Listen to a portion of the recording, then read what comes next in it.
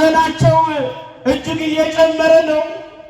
ተበልቶ ገና ሳያልቅ እድምተኛው ሳያልቅ ነው የወይን ጠጁ ያለቀው። ማንም ሳይነግራት ይህንን ለልጇ ነገረችው። ወገኖች ሁለቱ ተግባብተዋል። ያልተግባባ ነው እኔና እናንተ ነው።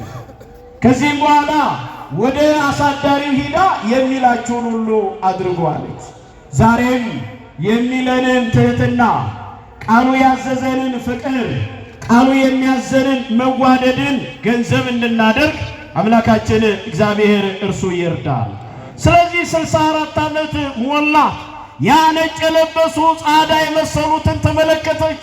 እነዚህማ እንዴት ደስ ይላሉ አለች። እውነት ነው፣ የበጉ ደም በግንባራቸው ያለ በእግዚአብሔር ያመኑ ናቸው አላት።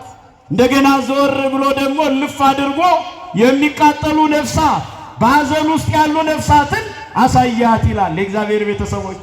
ከዚህም በኋላ እነዚህ ሳለችው እነዚህማ በእግዚአብሔር ያላመኑ። ልቧ እጅግ አዘነ። ወገኖቼ የተቀዳደደ ልብስ ለብሰን ዓለማዊ ሆነን እንዲያልፍብን አይደለም የድንግል ማርያም ምክር። ከጸጋ እግዚአብሔር ጎድለን ከመንፈሳዊው አንድነት ተለይተን የሥጋ አሰራርን ብቻ እየተከተልን እንድንኖር አይደለም።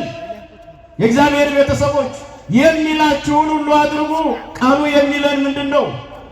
በቃሌ እንዲህ ብዬ እንደነገርኳችሁ የምትወዱኝ ከሆነ ትእዛዜን ምን በሉ? ጠብቁ። በመግባት በመውጣታችሁ ይህንን ሁሉ አድርጉ። የዚህን ጊዜ እመቤታችን ቅድስት ድንግል ማርያም በልጇ አንድ ጥያቄ ቀረበላት። እንደው ዛሬ እናቴ ሆይ ይህ ረፍት ካሌለው ዓለም ወደ እኔ ልጠራሽ ነውና ስለዚህ ባክሽን ፈቃድሽ ይሁን እያለ ጌታችን መድኃኒታችን ኢየሱስ ክርስቶስ ይጠይቃት ይነግራት ነበር። እናት ናትና ነው ምእመናን። አንዳንድ ሰው የእግዚአብሔር ቤተሰቦች ይኸው ነፍሷ ከሥጋዋ ተለይቷል፣ ስለምንድን ነው የምታመሰግኑት ይሉና የእግዚአብሔር ቤተሰቦች ክርስቶስ ኢየሱስ ከእርሷ የነሳውን ሥጋ ነው ይዞ ያደረገው፣ ሌላ ነገር አይደለም ምእመናን። ለምንድን ነው ድንግል ማርያም ነፍሷ ከሥጋዋ ያረፈችው ብንል የመጀመሪያው የእግዚአብሔር ቤተሰቦች አራማዊት ናት እንዳትባል። ሥጋ ሊነሳ የመጣው የድንግል ማርያም ኢየሱስ ክርስቶስ እኔ ተሰቅዬ ሥጋዬን ቆርሼ ደሜን አፍስሼ ዓለምን ሁሉ እንዳዳንኩኝ እነዚህ የምትቃጠሉ ነፍሳትን ደግሞ በአንቺ ነፍስ ከሥጋ መለየት ይድናሉ ቢላት ይሁንልኝ አለ ይችላል ወገኖቼ።